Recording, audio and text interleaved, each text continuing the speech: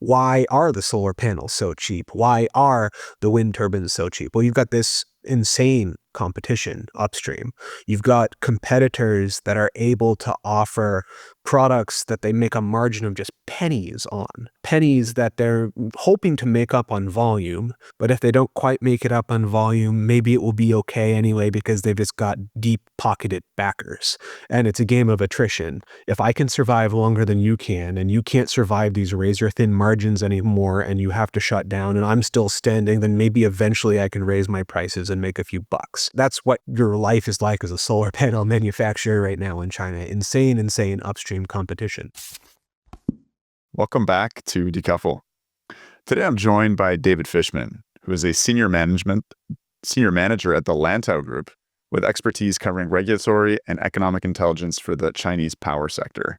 David, it's been a long time coming. I frequently follow your excellent Twitter threads, and you've been making more and more frequent appearances on podcasts, most notably, I think, recently on the Odd Lots out of Bloomberg.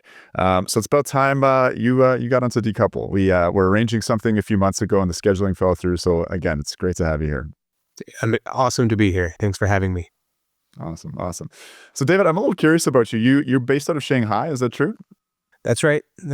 In Shanghai, have been here in China for 12, almost 13 years now, most of the time in Shanghai. Okay. And how did you end up in China speaking fluent Mandarin?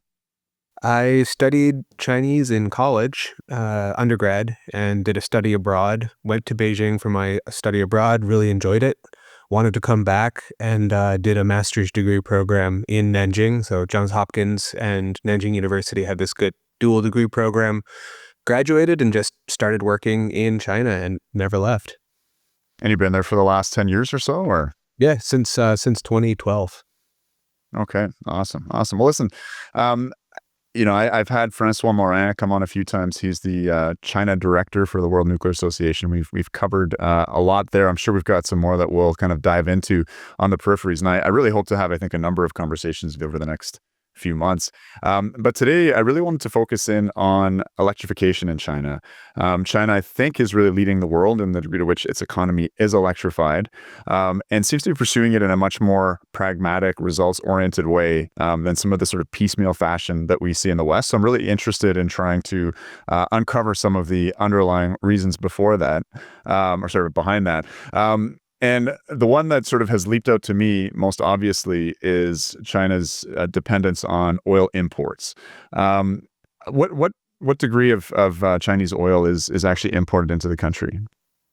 And quite a lot of it. So back in the 80s, I think 70s or 80s, or when they found domestic oil, there was never a lot of it, but it was enough to power kind of the industrial expansion that was needed at the time. But they were limited, and the resources, the assets have been exhausted or exhausting in recent years. And so now I think increasingly their oil growth or their consumption of petroleum products has relied on growing imports. I don't know the exact percentage, but it's pretty significant. Although I do understand that they're expecting, or now Sinopec is anticipating that either this year or next year will be their peak imports and their peak year of consumption for gasoline. Yeah, I was noticing, just reviewing some statistics, that oil certainly shot up as China's economy rapidly grew, but it does seem like oil imports and oil use have plateaued over the last 5 or 6 years. Yeah, for sure. And you have to imagine that the sudden emergence and then rapid increasing penetration of electric vehicles is playing a pretty considerable role there, from being almost a non-factor 5 years ago to suddenly being the largest producer, the largest exporter. 50% of all the new vehicles on the streets of Shanghai are electric vehicles now. That it's suddenly ubiquitous. Suddenly, it's not a niche choice to buy an electric vehicle. It's just the most reasonable, sensible thing. So in terms of my thesis, and I don't think it's an original one whatsoever, that a desire to reduce dependence on oil is driving electrification. I think probably air pollution as well. Are there any other big factors? Is climate big in terms of the local discourse, or does that take sort of third seat to these other priorities? Yeah, it's funny because it's not. I'm not convinced that it's a super altruistic, climate-focused framing of approaching these issues. I think it's in there. I think climate is a consideration. I think that when you look through policy documents from the various ministries, they talk about climate, but it always feels like the real underlying thing. Number one, pollution. The passion for combating pollution is real. Air pollution, soil pollution, water pollution, all very severe through the 90s and the 2000s, and through the 2010s is when really that started to become more of a focus point. The energy security, which you mentioned, of course, and then long term, how do you grow into an energy intensive, uh, modern, developed industrial economy while also dealing with your own very real limitations of what type of energy you do and don't have. You have very little gas, you have a bit of petroleum that's being exhausted, you have a ton of coal, but you don't really want to use it that much anymore, and neither does the rest of the world. You've got great wind and solar resources in parts of the country that are very far away from where the people are. And then you have some nuclear resources on the coast, which are actually really well aligned with where the people are and where the industrial demand is. But all of those considerations together start to drive the idea of, well, maybe we just need to stack our energy all into electricity. Petroleum products, they don't make sense. Foreign exposure, volatility. We can't base an industrial economy around a fossil fuel that might have huge price fluctuations. We need an industrial economy that has affordable, reliable, consistent power. So what can we control ourselves? Well, we can control the price of coal. We can build a huge manufacturing chain and bring down the price of wind and solar equipment. We can control the price of nuclear equipment. Therefore, we have a reliable industrial economy based on energy inputs that we can control. I think that's very important. So you mentioned price volatility, and you hear a number like, China imports about 80% of the oil that it needs. Um, let's talk a little bit more, though, about what makes that such a threatening thing. 80% of that oil, I believe, comes through the Straits of Malacca. I want to talk a little bit about geography as destiny. And so let's dive into the Straits of Malacca as a feature, and also the island chains, if you can. Because America has been obsessed with oil independence for a long time. It was the number one producer, and then production moved over to the Middle East. There was a lot of anxieties there, but it doesn't have this chain of islands which kind of ring it in and hem it in a little bit. And I think that explains a lot of what's going on, for instance, in the militarization of the South China Sea. So let's again talk a little bit about that potential for even economic blockade, if you will, and how that makes this fairly existential, this drive to electrification. Yeah, sure. So if you're bringing in any fossil fuels, seaborne fossil fuels, they almost certainly have to come through the South China Sea. Maybe some stuff comes down from Russian ports like Vladivostok or something like that, out of Siberia. But most of your energy imports are coming seaborne through the South China Sea, and that's just choke points. You've got the South China Sea itself, which is of course a geopolitical hotspot. You got territorial disputes, and then you go down. You mentioned Straits of Malacca, so you're talking about coming in. Anything coming from the Middle East has to pass through there, of course. And then even if you go all the way farther, all the way to the Middle East, right? You have other geopolitical or literally geographic choke points, the Straits of Hormuz in Iran, for example. So all of these areas just look like vulnerabilities. They look like if you were to be in an extended some type of conflict, maybe geopolitical, maybe hot, maybe cold. But if you were in some type of conflict with a motivated adversary who has a strong presence on the seas, certainly you feel vulnerable, bringing in all of your energy and therefore your industrial economy, your industrial productivity, perhaps even the livelihood of your people. Are you using gas for heating? Are you using coal for heating? Right now we're talking about quality of life for people, not just the industrial economy. All of that being tied up on a supply chain that is theoretically potentially vulnerable. And if you can stack all your exposure into electricity instead, and that electricity is generated from domestic resources, wind or solar or nuclear or coal, then you've reduced that vulnerability. So from a security standpoint, it absolutely makes sense. And so at Straits of Malacca, just to kind of emphasize on that, it gets really skinny and narrow, and it's really long. What two countries are sort of bordering that? And just again, just try and give us more of like a vivid picture of just what a physical choke point that is, how easy it would be to block that. Right, so you've got the long, thin, it's going past what, the island of Aceh and then Malacca on the Malaysian side, right? So you got Indonesia and Malaysia, I believe, are the two countries that we're dealing with. If I'm wrong, correct me immediately. But I believe those are the two countries. And you're dealing, that's specifically a part of Indonesia that I think historically and even recently has had some political tensions and maybe some militarization or some type of tensions on that very far western part of Indonesia. And yeah, you've got two long, skinny islands forcing the major shipping route into a long, skinny channel, so to speak. If you were, we've seen already that shipping lanes can be vulnerable even when it's not necessarily so constrained like that. Even if you just have to sail past Yemen, even if you just have to sail past, certain Horn of Africa countries, there might be vulnerabilities in your shipping lanes. This one's even worse.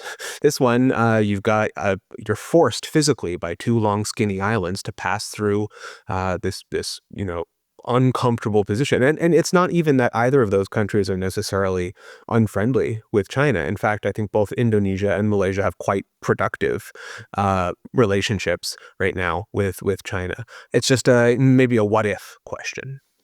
All right, all right. I guess anybody can park their submarines in the area, though. Um, let's talk then a little bit more again about the island chains. Then, looking at World War II, Japan very aggressively seized Indochina, seized the Philippines, and then used those islands defensively. I mean, I guess it's an imperial project, but when the war started to shift and the U.S. got naval momentum, they used those islands defensively. And now, as a legacy of World War II, I guess there's strong strategic relationships with some of those island nations and actual physical military bases in places like Guam. Talk about that a little bit and how that sort of provokes Chinese insecurities about its geopolitical position and probably a motivation to take Taiwan in order to be able to break out of that constricting set of islands.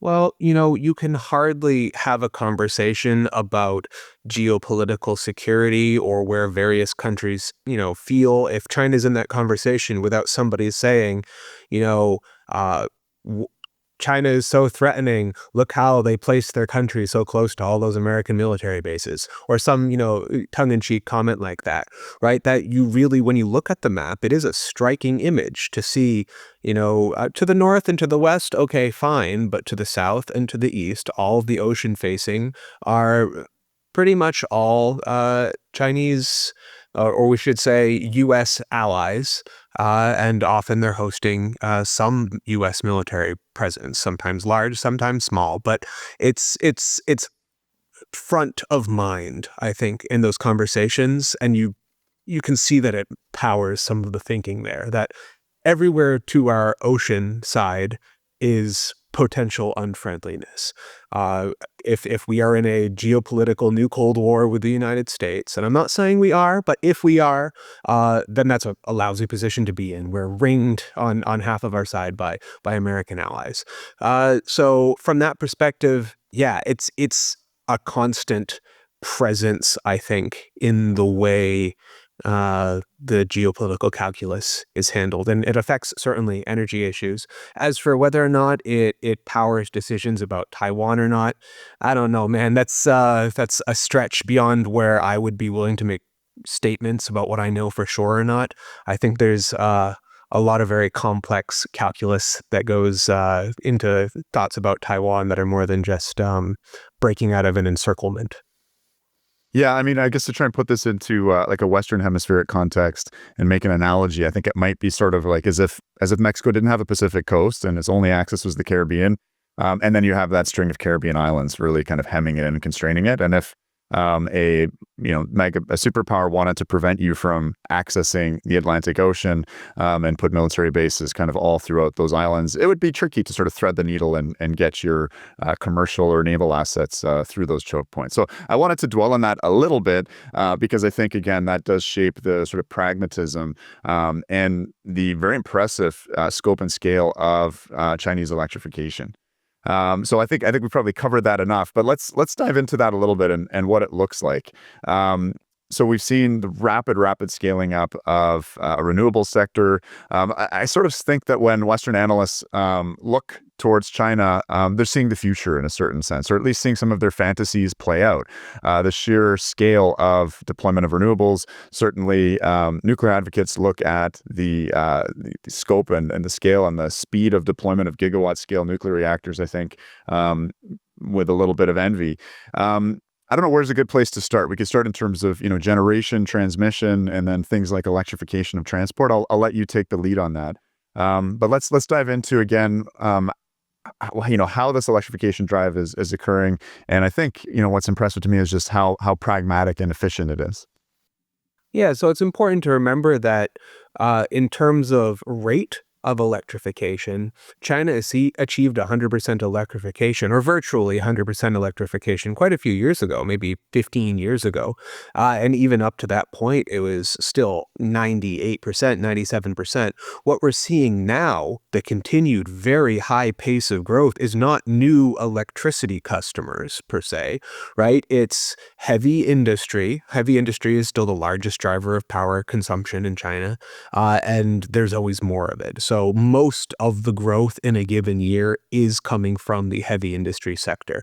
Your petrochem, your coal to chemicals, your steel, your electrolytic aluminum, right? All these, big electric consuming gorillas, so to speak, they're driving most of the growth. People like to talk about EV charging or silicon or data centers because they're kind of new and fun and sexy things to talk about. They're actually pretty small drivers of year-on-year consumption growth, at least at this point. They will be more eventually. Certainly EVs especially will be a big driver. But it's your heavy industry. And then we talk about your other two segments. You got your services sector and you got your residential sector. That's the way it's split up in China. There's primary industry, it's agriculture. It's really, really small. Your services sector growing huge from a smaller base than industry, of course. But as the Chinese economy rebalances a little bit away from heavy industry and increasingly towards services and services consumption, now we've got shopping malls and hotels and restaurants, and they're all consuming a ton of electricity. 2023 and 2024 have just been stunning numbers for electricity consumption growth in the services sector. We're talking 15% year-on-year growth, 20% year-on-year growth in given months. Some of that's driven by hot weather. Certainly, we do have an increasingly volatile climate, right? Which leads to unexpectedly hot weather in September or August, new records being set in those months. But yeah, services growing very well and helped along by the volatile weather. Residential sector also growing because of your volatile weather. Our summers are hotter than ever in China. Every year has been new records from 21 to 2022, 23, 24. And every year, a huge batch of families, of homes, install their first ACs because it's too hot and they need to run AC, and they run it for the first time and they say, hey, that's pretty nice. I like that. I'm going to use that all the time now. And then you see this AC usage, you see this residential power usage spiking all over the place because it was finally hot enough that they bought the thing in the first place. And then increasing wealth of families. That means dryers, and that means hair blowers, and that means ovens, and everything that comes along with rising household wealth means more electricity consumption. So everything's growing. Every part of the Chinese economy is growing more electricity. And you know what the crazy thing is? Their per capita electricity consumption isn't even that high yet. It's at the level of a Germany or a Japan, moderately prosperous, but nothing close to like what USA or Canada or Australia consume for electricity per capita. So there's still so much more room for them to use so much more electricity. You mentioned they'd achieved sort of 100% electrification rate, and I'm assuming that means kind of rural electrification programs, getting everybody connected to the grid. What percentage of the actual whole economy is electrified, though? I've heard numbers in the high 20s, low 30s. And how does that compare to other nations, maybe surrounding Western nations like Australia or US or Europe? Do you have a sense of that? I don't think I'll know that number off the top of my head, sorry. No worries, no worries. But suffice it to say, it's growing quite rapidly, it sounds. I want to say it was like an order of magnitude jump where I said it used to be 34% and now it's 60%, right? It doubled in a certain time period. I think it was like, it was portion of final energy consumption, which is electricity. And it had leaped by tens of percentage points over the time period. So it is very rapidly stacking up into electricity. And you mentioned people really focus on sort of new sexy things like data centers and EVs, but a lot of this increase in consumption is heavy industry and now services and just residential. But I think one of the strategic focuses as we've sort of set this podcast up as electrification really driven by geostrategic concerns and oil dependence, a focus on EVs really answers that question. So let's chat a little bit about, again, this sort of pragmatic flavor of EV deployment. My very kind of blunt perception is that in the West here, that's happening in a pretty haphazard way. We certainly are electrifying some high mileage vehicles or some electric buses and things like that, but it feels really scatterbrained. And, a lot of the EVs are luxury vehicles. Often they're second vehicles for family homes. They don't get a ton of mileage on them. How is the Chinese approach different here in terms of being driven by actually it being mission critical to decrease oil use? Yeah, well, there's every expectation that an electric vehicle should become a normal, almost unremarkable option. That a family could buy an EV and not ever think about, can I find a charger? Because State Grid built 100,000 chargers over this province in the last 2 years. They want to make sure that you can see using that EV as just a everyday normal thing. That you have, well, you're spoiled for choice, of course, right? You've got 200 brands of EVs at any given moment, and some of them go bankrupt, and then some new ones appear. And, really competitive ones that have appreciable sales, maybe there's like 50 of them or 40 of them. And ones that have actual sales are like 20 of them. But still, you're spoiled for choice. And they're cool, they're good vehicles, and they're domestic, right? You're buying local products. So it's the mindset is totally different. That you can, of course, it has a geopolitical impact. It does have this reduction of oil imports impact, but you don't sell people on that. You don't sell consumers on telling them this is reducing your oil dependence. You sell them on saying this is an awesome, affordable, domestically produced, sexy, new, fun, charge it anywhere, no range anxiety electric vehicle. And oh, by the way, if you're in a major city, you get a free license plate because they're expensive in Shanghai and Beijing to get a license plate. They're very congested. They make license plates expensive. Oh, but you're buying an EV, you get a free one. Until last year, that was the policy. So they're making these great for consumers. You don't have to be a tree hugger. You don't have to be super environmentally conscious, and that drives your EV buying behavior because you're so altruistic. It's just a good option. It's just cool. We're talking sort of more on the sort of consumer level, the individual, in terms of what you just sort of summarized. But there's been a real focus on high mileage vehicles, delivery trucks, buses. Would you say that's true in terms of a focus on, okay, how can we get the biggest bang for our buck, and get stop using oil on vehicles that are consuming a whole lot of it? Oh yeah, absolutely. Your fleet vehicles, right? That was the earliest you'd see it. There was a brief transition period where all the gasoline vehicles turned into compressed natural gas vehicles or liquid petroleum gas vehicles. There was like a 5-year period where those were pretty common. And then every city has started swapping them out for fleets of electric vehicles. And so at first, of course, it was your big cities, the richer cities.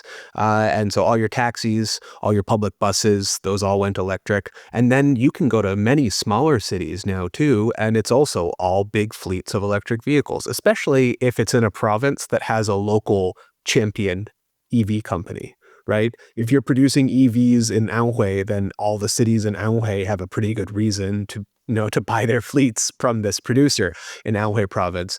So that's a great motivator. And then we talk about delivery vehicles. Now, interestingly, when it comes to delivery vehicles, I think that's the one area where the market is still a little bit competitive, right? When we're talking about long distance, you still have, can petroleum really be replaced there? Electric vehicles, they say, yes, we can. Maybe.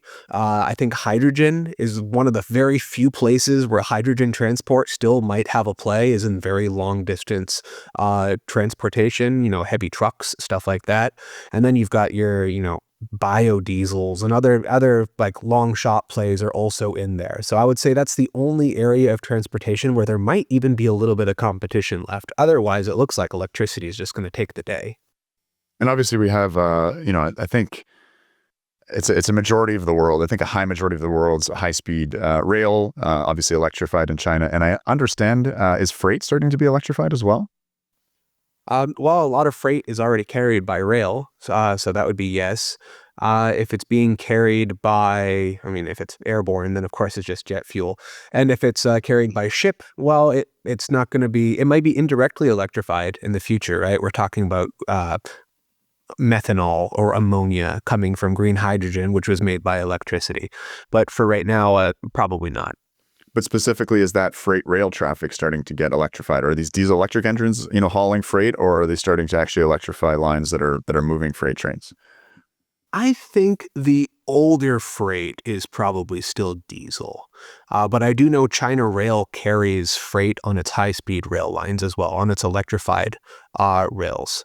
It's an underappreciated aspect of China Rail's business, actually, that they do have a big freight business, and they'll run some of those trains high speed Really? Okay. with freight. Yeah. Wow. Yeah, I mean, I think Francois Morin had mentioned this, but at least 5, 10 years ago, it sounded like more than 50% of China's rail transport was moving coal from the northwest down to the southeast, which he was mentioning was a major motivator for building those nuclear power stations, close to load centers, just to, keep some of that off the rail The lines. logistics of getting your inner Mongolian coal down to, say, Guangdong, it's the one place or one of the few places in the country that can still import coal. Although China has so much coal, it's such a pain in the neck to get it down there because you got to dig it up, bring it to the coast, bring it down the coast, unload it somewhere in Guangdong, and then bring it back inland. If you don't have a coal railway coming down like you described, that's where you can still find room for Indonesian or Australian coal in China, which has, tons and tons of coal. Yeah, they spend a lot of rail capacity on just moving coal around the country. I'd say there's also a synfuels and industry as well, coal gasification. I think famously, there's a large industry in South Africa doing that. Infamously, the Germans did a lot of that in World War II to get around, again, I guess kind of similar constraints in terms of having petroleum in country. Famous German chemical industry making these massive coal gasification plants that fueled the Luftwaffe with aviation fuel, for instance. Is that a big thing as well? I'm just looking again at it seems like this is so driven by trying to minimize dependence on oil. And, again, it's sort of what we aspire to, I think, those of us, are looking at decarbonization, aspire to seeing happening. And it is happening, but I think for, again, different reasons, more pragmatic reasons, reasons that are, leading to kind of more sensible strategy on this. It's probably quite expensive, obviously, to do this, and that's why we're not doing it in the West. There's a certain amount of friction there, but if you have a real rationale to overcome that friction, then you start to see the kinds of things we're seeing in China, I guess. Yeah, and so I'm not going to be able to talk too much about the history of coal gasification in China. I don't know much about that segment, but I will say that you see a lot of applications of coal to convert it into and for industrial purposes that in the United States would certainly have natural gas filling that role.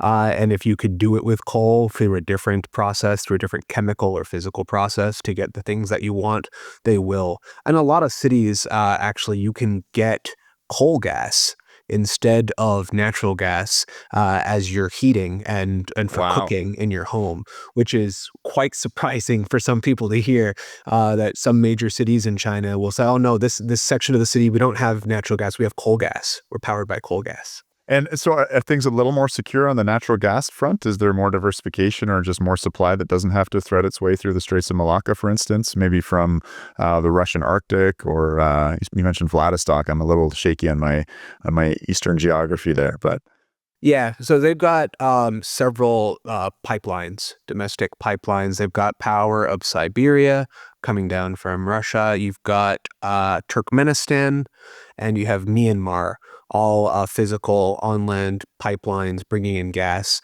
And then, of course, lots of LNG import terminals. But, they do hedge a little bit with the piped gas. And there's been talk for a long time about a Power of Siberia 2. another Russian. I don't know how that conversation might have gone in the last couple of years, given, geopolitical context, whether China wants to be importing any more gas from Russia. But certainly in the past, there was a discussion about, can we get even more pipeline gas and perhaps, diversify away from the seaborne routes. I seem to be completely obsessed with the Straits of Malacca, but I did notice that China has become or declared itself a near Arctic power, and with Russia starting to look seriously at opening up the Northern Sea route, with climate change being a factor there, the potential to move goods to and from Europe, across the North Sea there in the Arctic Ocean, and the Russian investment in icebreakers and certain types of ships, container ships, and I think LNG ships that are certified to be able to withstand, icy waters. Is that another motive again to sort of get around that geopolitical choke point? It would only be speculation from my part. I mean, it makes sense. China's building icebreakers as well. Actually, they're building a nuclear icebreaker up in the Bohai shipyard in the Bohai Bay. So yeah, I mean, it's reasonable. I can't speak as to their motivations or what Chinese leadership actually thinks, but it makes sense to me. Yeah, it means motive opportunity thing. Let's shift gears a little bit and talk about good old fashioned state capitalism, and its ability to deliver on these ambitious transitions, if we want to call it that. Certainly, we've seen China, go from sampling a buffet lunch of nuclear reactor designs, turnkey imports, development of its own indigenous designs, and now I think have achieved a pretty extraordinary momentum of putting Gen 3 reactors on the grid in that sort of 5-year median time. We're also seeing, this incredible renewables deployment. I guess, I'm just interested in understanding the preconditions that allow such large investments to occur, how these industries are being developed. Maybe let's start with nuclear and then we'll move over to renewables and things even like EVs and batteries. Yeah. So from the nuclear perspective, look, we all know that if you want to do it uh, well, you want to build the things on time, you have to be able to have control over your whole construction schedule, right? And clearly, China's very good at building large things. We know that already, but also they have their whole domestic industrial production lines set up now. And they're not just making one every 20 or 30 years. They're making 5 large forged components a year, right? And that they can keep doing this every single year. They're going to enjoy so much economy of scale and so much familiarity with the process. And they got to that point through state direction.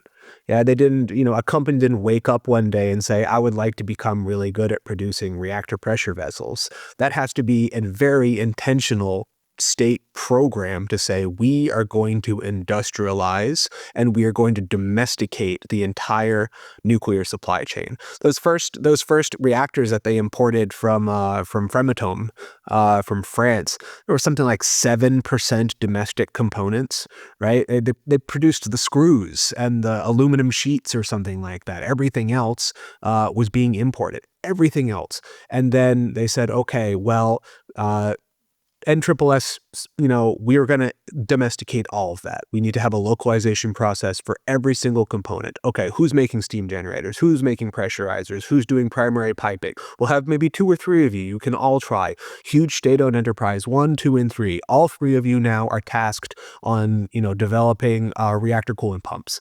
And whoever does it best, you'll win the contract for the next reactor coolant pump, for the next 9 reactors that we're going to build.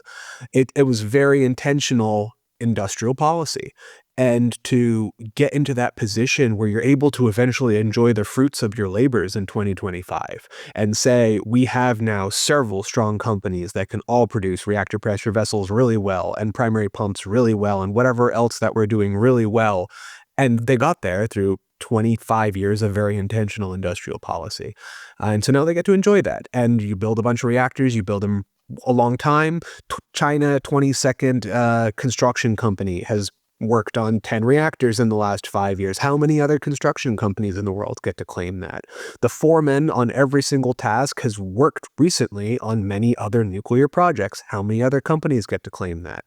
So after you put in the time, you get to reap the benefits. And that's where China is. I think nuclear, along with other things like, do you want to develop, let's look at some other great industrial policy successes like the Manhattan Project, right? Do you want to make an amazing, it's a horrible outcome, but do you want to make an amazing technology and industrial breakthrough? Well, we're going to need the state to back it and throw tons of money at it and throw your top minds from all around the world on it. That's what China did with its nuclear program. They said, what do you need? You need people. You need PhDs from our top technical universities. Okay, you got all of them. What do you need to convince them to come work for you? Oh, they need to be able to settle. They need a house. The kid needs to get into school. Okay, done. Move him there. Make sure he comes to work at this place. We want this guy to be contributing to our program. So it's industrial policy. I mean, it's a very intentional industrial policy. I guess I'm trying to understand how the U.S. to some degree and Europe to a greater degree, Canada, was able to do something similar in terms of a rate of deployment in the kind of heyday. There was, again, powerful motivators there. In the case of Europe, the OPEC crisis, a big energy security drive, similar situation here in Ontario with a dependence on U.S. coal imports. And in terms of an industrial policy driving that, I feel like the West was really coasting off of World War II industrialization. I mean, we've been doing tons of heavy forging. We've been building, massive quantities of ships. We had this massive industrial base that we could retool for civilian applications, and I think it was kind of waiting in the wings for something as, technically challenging and as heavy industry dependent for the nuclear industry to sort of come along and thrive for some time until it sort of atrophied and slowed down. And I think, kickstarting that again is unlikely to occur without some degree of state intervention. It seems like, European social democracy was capable, certainly communism in the Soviet Union, state capitalism now in China and some other countries. But, just as a sort of sweeping commentary, it seems less likely at a sort of financialized neoliberal situation that the West finds itself in now. Specifically, that's the word I was going to say. Under our current financialization regime, it just doesn't make sense. China builds so many things that if you left it purely up to the decision-making authority of somebody who controls the rate of return and who makes an investment decision based on rate of return, that you would never do it. You just wouldn't build it. Even in China. Yeah, even in China. If you left decisions in China up to the big state banks or some, owners of some funds, asset management firms, something like that, they wouldn't build stuff. Fortunately, they do. They have state-owned enterprises that are supposed to try to be profitable. But you know what? If it's not profitable enough, but it's sufficiently valuable, we're going to build it anyway. If it's, we're going to back this industrial production facility that is probably not going to make money for the next 3 years or 5 years. But long term, we think having that supply will drive prices down and increase adoption rates. And then eventually the thing will start making money and start selling products. But we're going to eat losses for 3 to 5 years. Tell me which asset management firm is going to bank that? Who's going to back that kind of thing? The Chinese state will back it. I think there was a period in time where Western nations were able to think a little bit more like that when the decision making about industrial production wasn't so financialized, or where the financial backers had a different way of thinking about it, different expectations about how rapidly they were going to see their returns and the rate that they were going to see when they saw those returns.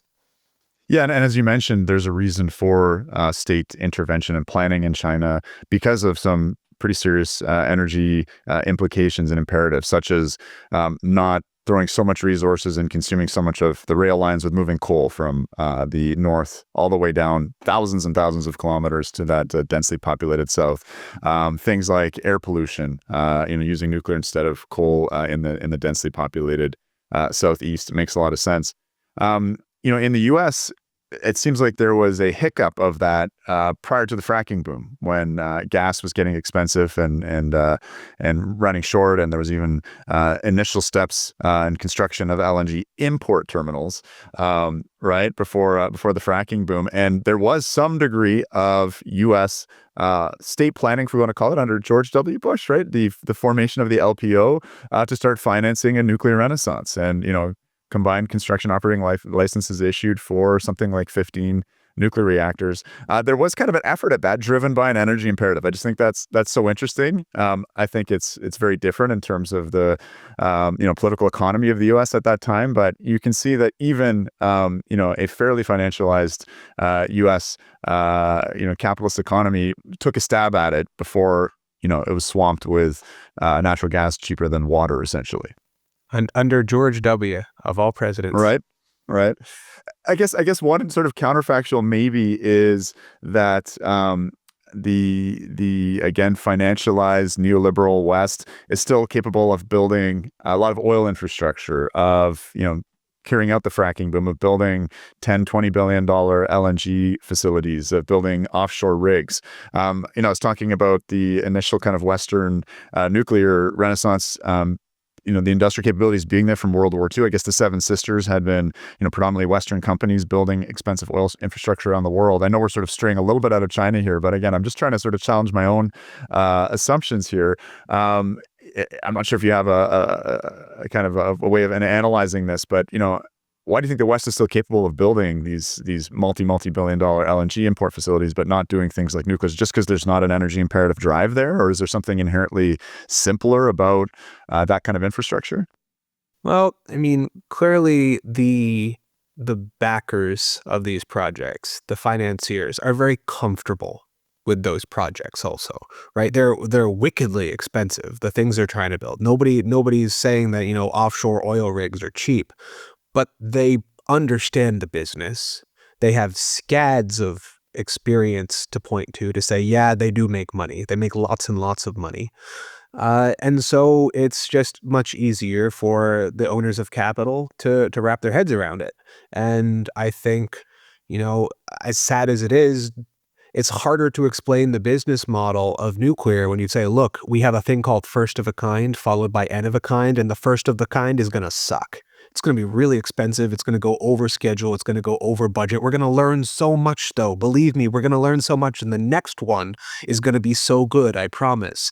And all it makes is baseload electricity, which is comparatively undervalued in competitive markets, right? Yeah. You're not making LNG, or you can, make bank on a highly volatile market.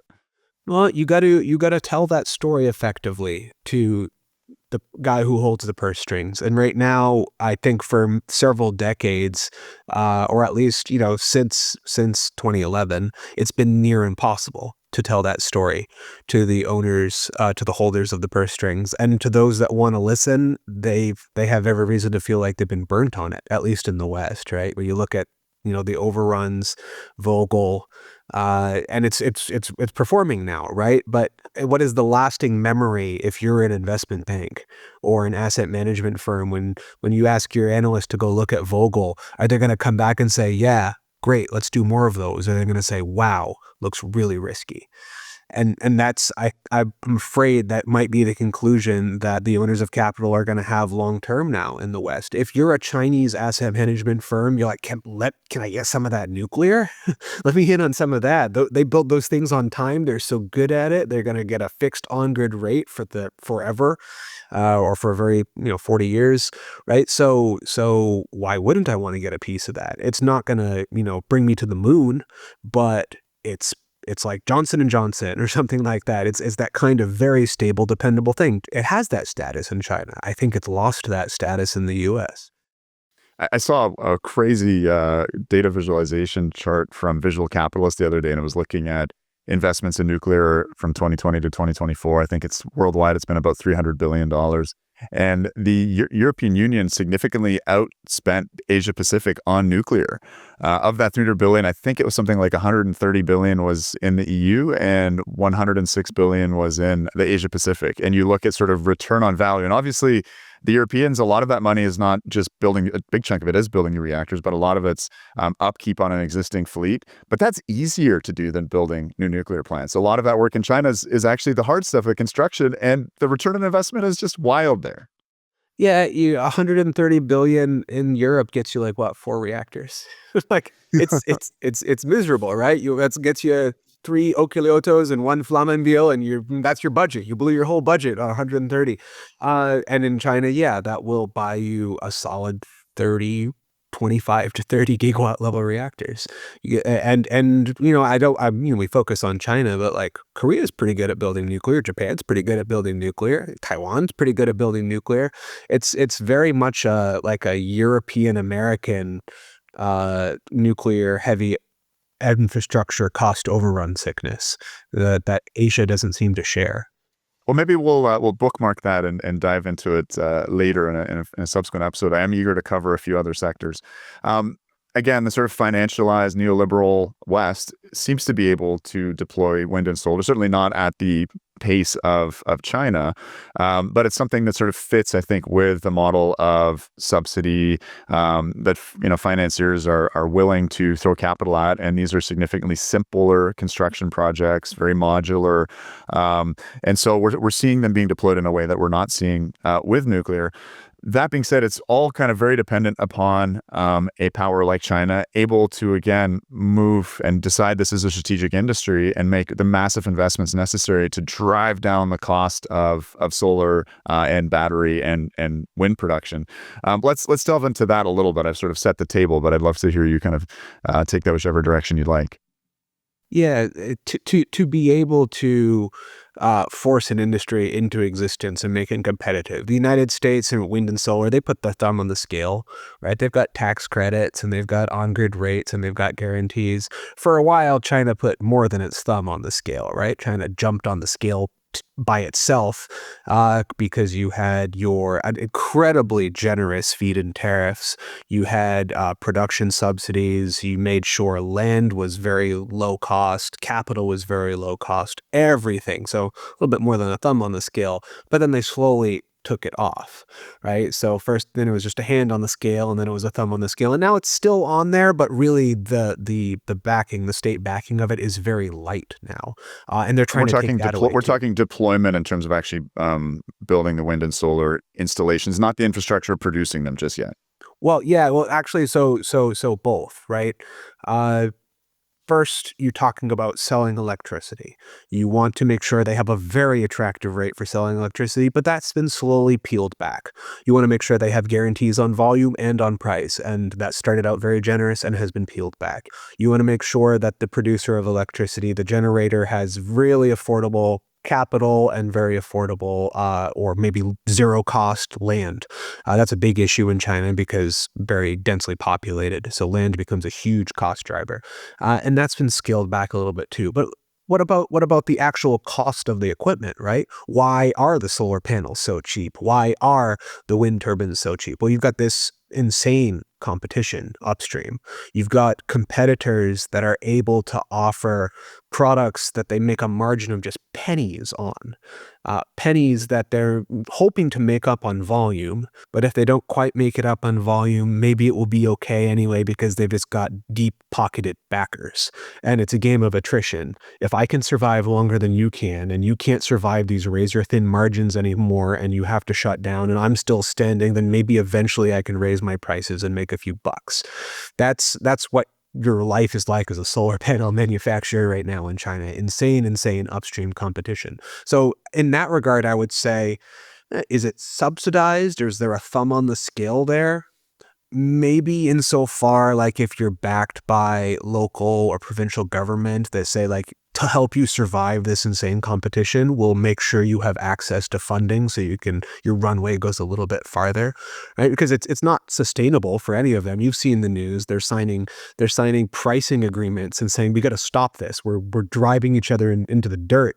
The wind turbine manufacturers, the solar panel manufacturers, the lithium ion battery producers, they're all trying to sign price alliances now to call an end to this. Yeah, they're trying to do cartel pricing and call an an end to the price wars. And so far, I think it's been pretty ineffective. So, so on the production side, it's a little bit laissez-faire now. On the electricity production side, there's still a little bit of manipulation to make it favorable for those generators. But all of it came together from a history of extremely manipulated to very much, not very much, but strongly moving towards market-driven, economic-driven, and with the belief that throughout this process, we will eventually get the winners. We will choose the winners, and we will still have the product that we want, the cheap electricity that we want at the attractive price that we hoped for. I guess I'd like to go back a little deeper in history because we talked a bit about kickstarting the nuclear industry in China and the significant state investments, identifying it as a strategic industry.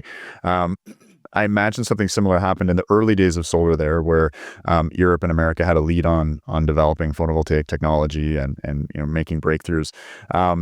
That technology was acquired, but major investments were made, I think, in the production of polysilicon. And there was some degree of state organization, of state capitalist planning there. Could you go into that kind of early stage of building up this industry to the juggernaut that it is now? Yeah, I mean, at that point, China was just starting to build panels, but a lot of the upstream components, and especially the polysilicon, they were still dependent on imports. They're still importing polysilicon. And then I want to say it was like 2012, 2013, as Chinese panels began to flood out into the world, and there was the first of the anti-dumping concerns, and one of the outcomes of that was a move to limit or ban silicon exports to China. It's very reminiscent of where we are now with chips, actually. They said if we cut them off at the knees, they won't be able to sell panels anymore, and instead they turned around and built a silicon industry in like 3 years. And then scaled it up and then went on to dominate, and now nobody produces silicon anymore except for China. So that was kind of the early genesis of it at those 2012 days. This goes just before I joined the energy industry in China at all. So my history is a little fuzzy through that period, but I do know that part of the story. And then very quickly, like if you give China a reason to pursue something, to back it with state capital and consider it a key strategic priority to diversify or eliminate that exposure to an unfriendly geopolitical adversary, they'll do it really fast. And I mean, it's extraordinary, the price down in cost on solar. Something like, God, what are we, like $30,000 a kilowatt in the 80s down to what I think $500, $300, $100 a kilowatt now in terms of cost. Like, would that have been possible, I guess, without that massive state-backed investment and building up at scale and these razor-thin margins that you're describing? Like, absent China having made those investments, how cheap or how expensive do you think wind and solar would be today for not just China but for other countries to be installing? Yeah, and I do believe that you don't see those types of breakthroughs without somebody backing it, without it somehow being backed by out-of-market forces. Because if you let the market determine what it's going to do, it's going to spend its money somewhere else. It's going to invest something that returns more money more soon. And if it's a key strategic priority, then the state needs to interfere in some way to ensure that that priority is realized. And I don't think that should be too controversial of a take, because countries worldwide have done that at various points in their histories. It's just China does it with such precision, I guess, and with such scale. When China does industrial policy, the money flows rapidly and directly to where it needs to be. And so, yeah, without China pushing the envelope on, and without the competition forcing one extra percentage point of efficiency, one extra percentage point of cost savings here and there, because if that one extra percentage point is the thing that lets you survive another half year versus your competitor who's doing the same thing, the same rat race, then you do it. then you find that innovation, you find that 1%. Without that system that China very intentionally created, I'm not sure that we get the cost reductions. I don't think we get the cost reductions that we saw for solar and for wind and for batteries, for EVs. Let's jump back to Chinese solar deployment, and I guess I'm trying to echo this thesis I have, which is probably horribly unsophisticated as most of my ideas are. But we talked a bit about Western EV adoption and how there's a certain amount of sort of virtue signaling to it, and it's less effective because we're not targeting high mileage vehicles like delivery trucks, etc. We have a lot of rooftop solar in places like Australia, in North America. Obviously, utility would be cheaper and probably have higher capacity factors because it's pointing in the right direction. I understand, China's had this absolute exponential rise in solar deployment. I think they jumped from about 50 to 80 gigawatts a year to 216 in 2023, like just absolute ski jump. There's still a lot happening on rooftops, but is it different? Is it more pragmatic? Is it happening more on like large industrial rooftops and schools, or is it sort of kind of scattered around as we see in the West? No, the rooftop solar build out was also very intentionally policy driven. And I really like telling this story because I think it's a great program and I wish other countries would take a look at it. So what China did for rooftop solar is it split up uh, by county. So on a municipal level, maybe there'll be 10 or 12 counties inside that municipality, inside that city. And they created a program called Whole County Rooftop Solar. They said, we want to develop an entire county at once. And what we're going to do to make this happen is the municipality, the county government, has the responsibility to create a tender and invite bidders to develop the entire county at once. And so you can come in and you can survey the rooftops, all the rooftops in this area. We need you to cover 50% of all the government buildings and public facilities like schools and hospitals, 30% of all commercial and industrial facilities, and 20% of residential rooftops with solar panels. Please submit your consolidated tender to do all of that work. And, the residential rooftops, you can sell that power to the grid. The commercial and industrial rooftops, you can negotiate with the rooftop owner and we'll buy the rest that they don't buy. And the government buildings will buy all your power.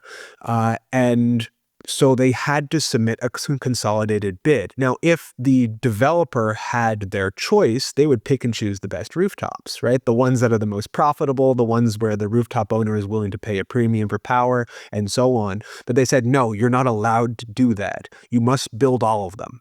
You have to build the lousy residential rooftops that involve all this like boots on the ground, knocking on doors, canvassing, trying to get somebody to let you sign a lease to put rooftop solar panels on their roof.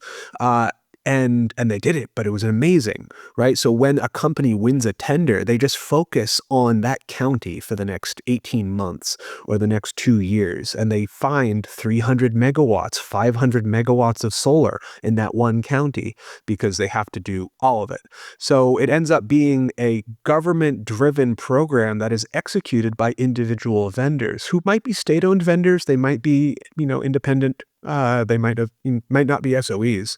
And then it also creates a great cascade of smaller businesses because let's be honest, nobody can run around. No company is able to run around to 900 villages in this county and knock on doors. So it creates a lot of grassroots level small solar companies who, maybe they're just responsible for 2 villages. They knock on the doors, they sign the leases, they package up the project development rights, and then they sell it back up to the big developer who then deploys capital, comes in and builds the solar panels. And this program built tens of gigawatts of rooftop solar in single provinces over the last 3 years. It sounds like there's this mix of state capitalism with intense entrepreneurship mixed into it as well, like what you've Yeah. just described there.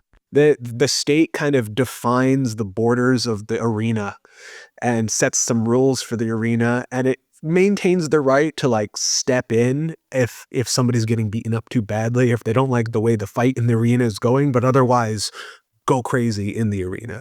That is state capitalism, right? China does that very effectively and then hopes that the competition inside the arena also yields more benefits, new outcomes, new breakthroughs. Do you have a sense of the break? I was in Australia recently, and the majority of their solar is actually deployed on rooftops, which was surprising to me. Um, in China, do you have a sense of what that breakdown is? I think we're up at like 6, 7, 800 gigawatts of total installed solar. What fraction of that is on rooftops? It's about half. It's about half and half. Wow. Yeah. So in the last few years, rooftop solar jumped out to a big lead because out in the western and northern part of the country, where the utility solar deployments would make the most sense, they don't have much load out there. And so you have to build UHV lines. You have to build ultra high voltage lines to bring those projects to loads in the east and in the south. So while the infrastructure is under development, well, the rooftop solar had no such need, right? The rooftop solar, as long as the distribution grid is robust enough, they can build like crazy. And so for a few years, there was more distributed solar being built than industrial, than a utility scale solar. In the last few years, some of those giant bases, those giant Gobi Desert solar bases out west have started coming online. And so the numbers of utility scale solar have started boosting up quite rapidly. And now they're probably drawing back even. But yeah, it's massive scale. Of course, eventually you run out of rooftops. So that's the thing with China. China built tens of gigawatts in a single province, and then that province is done. It has built all the rooftop solar it will ever build.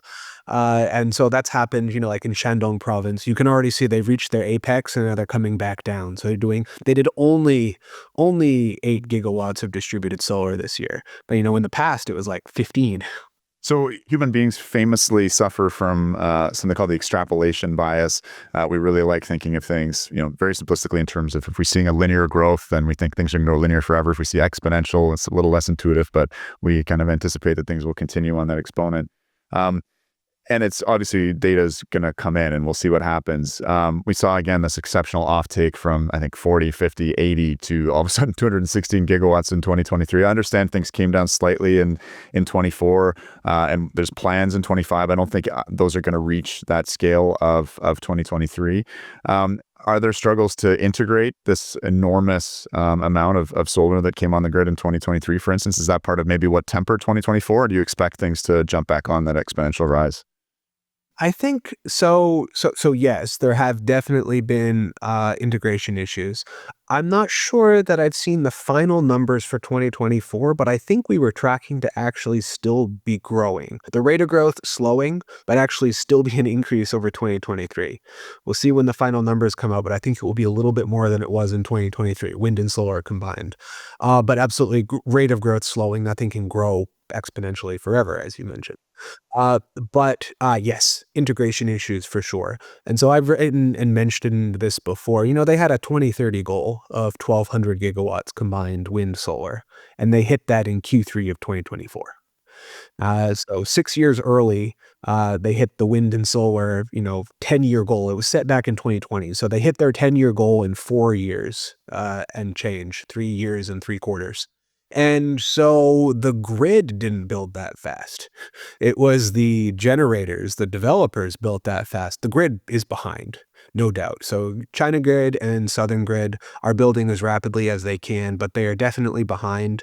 And so we are seeing some integration issues. Officially, it seems okay. Unofficially, everybody I know, every developer I talk to, everyone in the industry says curtailment is up. And curtailment of wind and solar, especially out west, is rising, and there's concern that it's going to rise until the new grid infrastructure, until the new transmission lines come online, because they got to bring the power somewhere else. There's no load out there.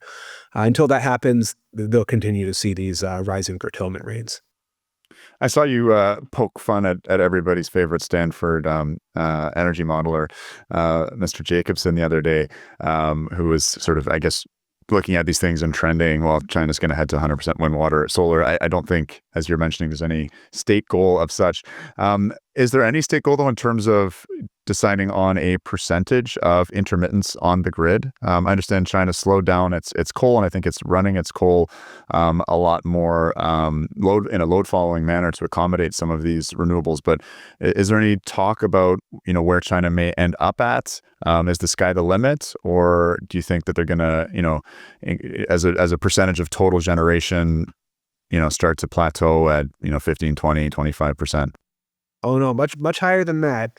But yeah, so there are some long-term outlooks, different research institutes, facilities, universities. I don't believe the National Energy Administration or the NDRC have an official long-term outlook.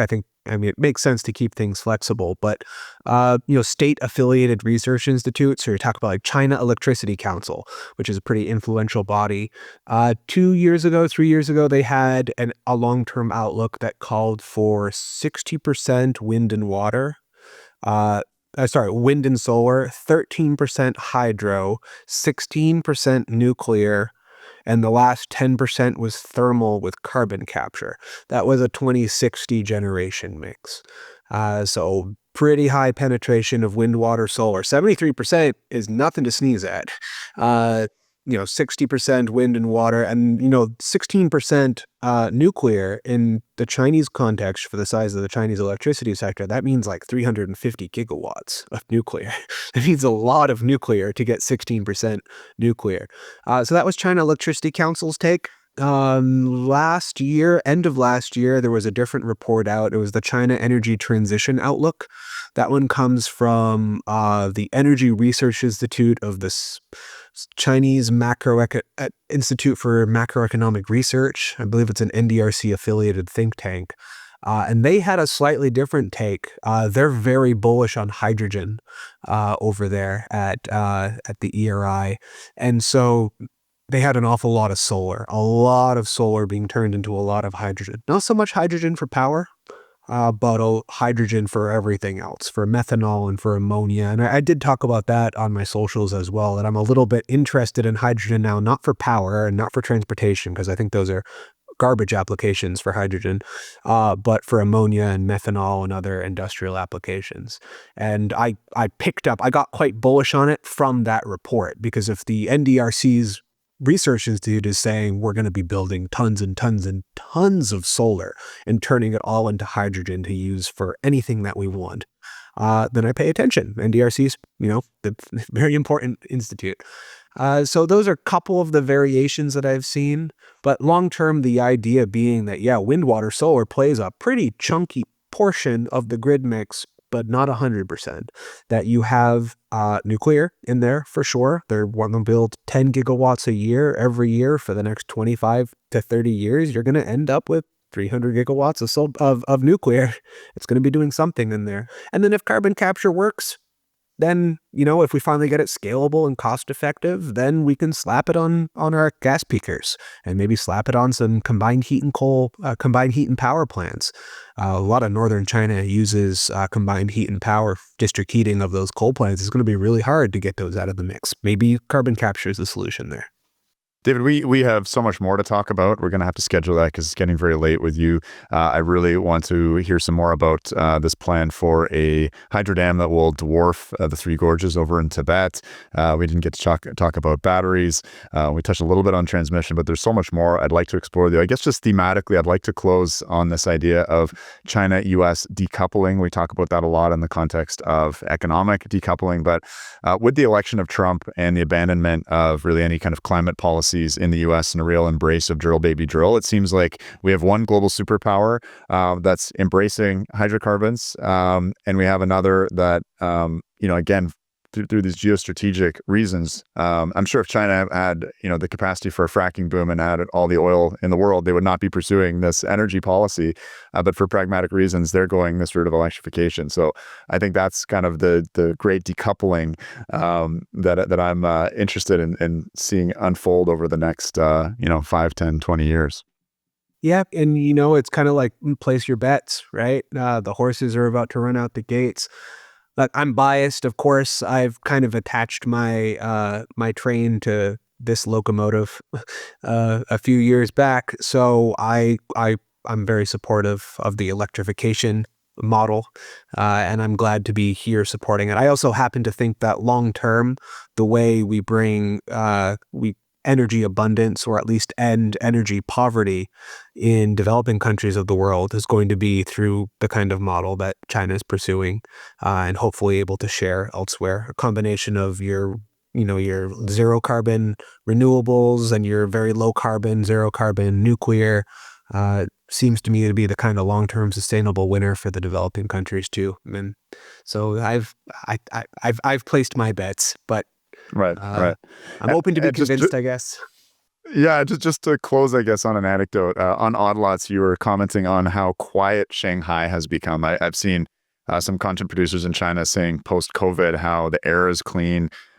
These cities look ultra modern, and now they're not quite whisper quiet. But just tell me about that kind of moment of sort of culture shock of coming back to New York, and perhaps returning to Shanghai, and what's different about sort of an electrified city in that regard.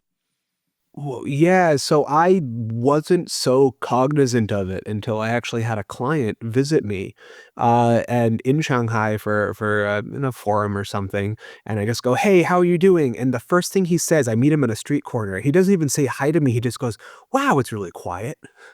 And I go, "Hi, nice to see you too." "Yeah, I guess it is kind of quiet." He goes, "It's so quiet. I've been standing here for a while and you don't notice that? You don't notice the lack of noise?" And I was like, "No, I hadn't really noticed it. I just gotten used to it."